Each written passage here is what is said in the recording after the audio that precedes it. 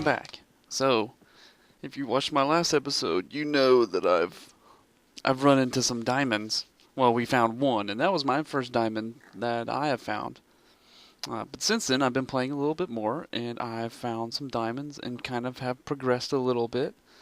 You may have noticed in my last video that there was an enchanting table that one of my friends who's playing provided me with. So now I have this.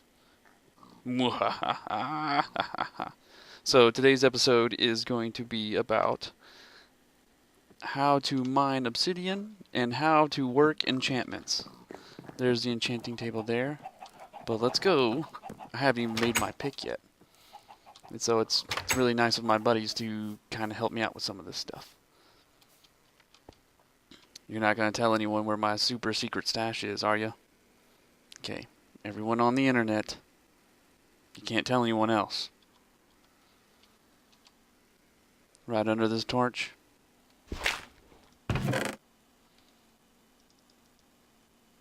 The old chest in the dirt trick. Yeah. That's about the extent of my creativity. Okay. So here we go. Here's that moment we've all been waiting for. Oh, it's so pretty. It's so pretty. So pretty, so pretty. Something that I didn't explain very well last time is... Oh man, buttons. That Y value is the number of the layer at my feet. So when we get down to 13, that means my feet are standing... My feet, which is this block right here, is layer 13. I'm actually standing on layer 12. I apologize, I didn't do a very good job of that last time. Of explaining that, but anyway. So I'm going to show you a trick. Kind of what happens when you mine obsidian. One, it takes a little while. You'll be surprised. I was very surprised. Ooh. Did you guys hear that? I'm going to look around real quick, because... Oh, ow! Sorry, everybody, that made me jump. And I'll explain why that happens. That happens kind of often. And we can get all technical about it if you want to, or I can just tell you. Generally, I'm just not using enough torches. So this is obsidian, this purple stuff. Do you remember how I poured water onto steel lava, meaning lava that's not flowing or moving? That's what this is. This is obsidian. If you pour water on moving lava, it makes cobblestone. But there's a problem, because generally lava is more than one layer thick. So there it is. So lava, and you saw that block. That block that I just made fell right into the lava and got burnt. So we have a problem. Somebody, somewhere, this wasn't my idea. Most of this stuff I'm showing you or all of this stuff that I'm showing you has been discovered by someone else first. I'm not trying to claim it as my own. Let's see. If you put down water, it turns it into obsidian, the lava below. But if you mine the obsidian while it's being covered in water, as soon as the obsidian breaks, the water will flow down below. There. And now I have obsidian. It's kind of hard to see, but what happened is I broke the block. The water went immediately down to the lava below this block and then turned that lava into obsidian, which is great for us. Let's see if I can do it. See if I can do it here. I'm not sure if it'll happen here.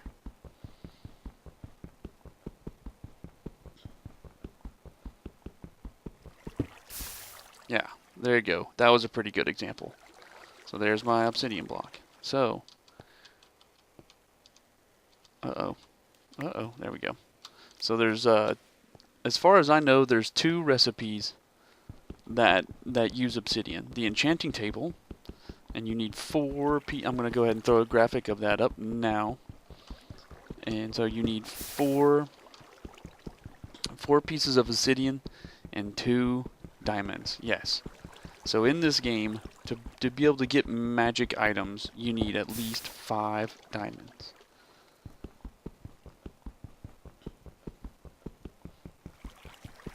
And let's see. And then there's the Nether portal, and I think the Nether portal requires 12, but I could be mistaken. And we'll do a big thing on that. I'll get everybody together and we'll go into the Nether and fight monsters and play around in there. So this is how I prefer to mine obsidian. And I think this is going to be the last block that I mine. So enchanting is a little bit random in this game, especially the version we're playing on. We're playing on 1.7.9, which means that we can't get any clue of what's going to be put onto our items. In the later versions, I think you can use lapis, and you can put some lapis on there, and it'll tell you one of the magical abilities that's going to be put on there. So, get 2 bookshelves. This isn't going to be permanent. I'm going to take this down and build a cool place to make enchantments. Of course, it's going to be nighttime.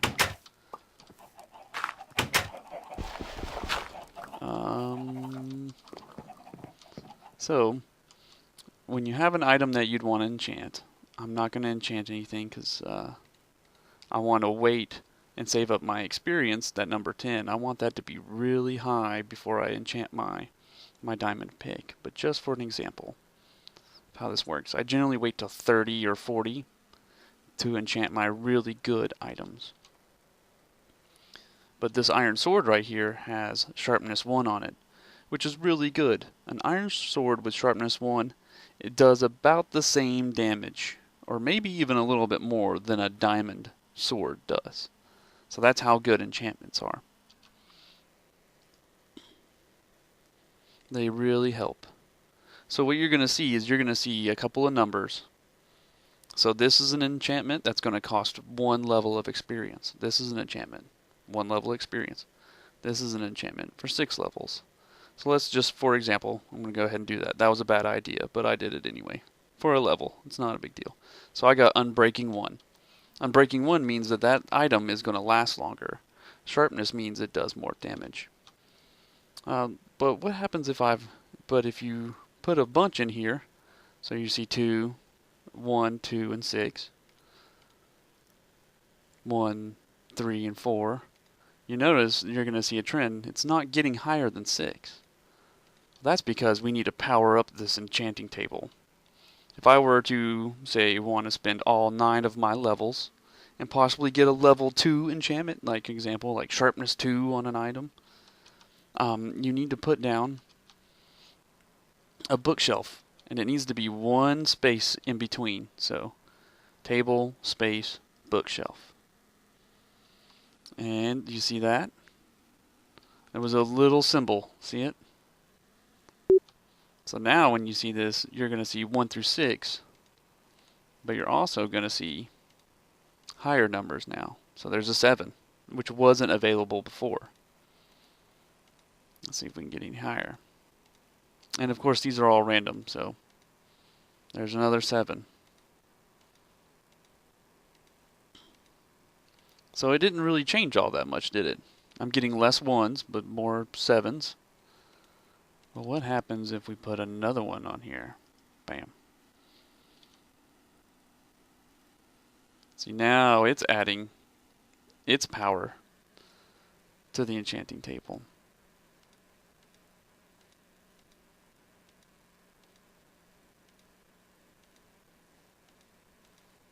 So there's a couple of 7s. Good grief, come on now.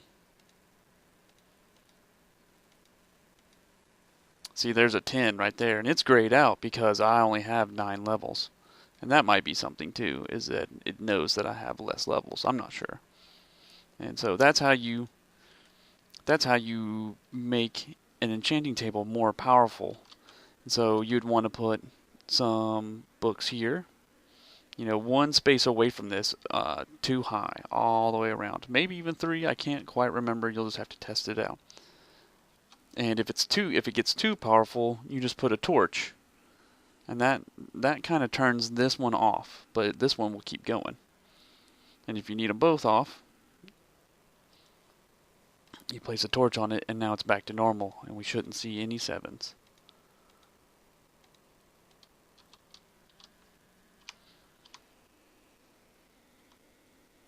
So that's how you begin enchanting.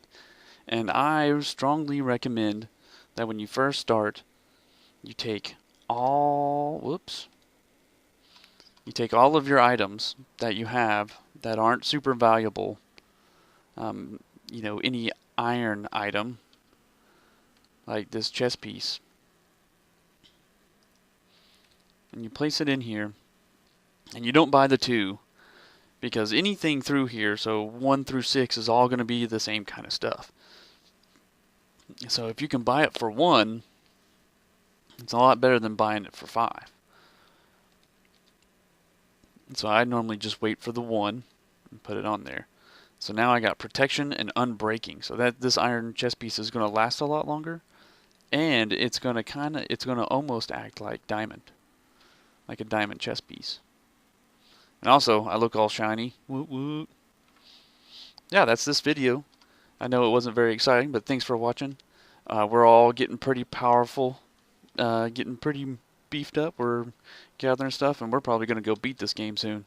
So thanks for watching. Have a good night, everybody.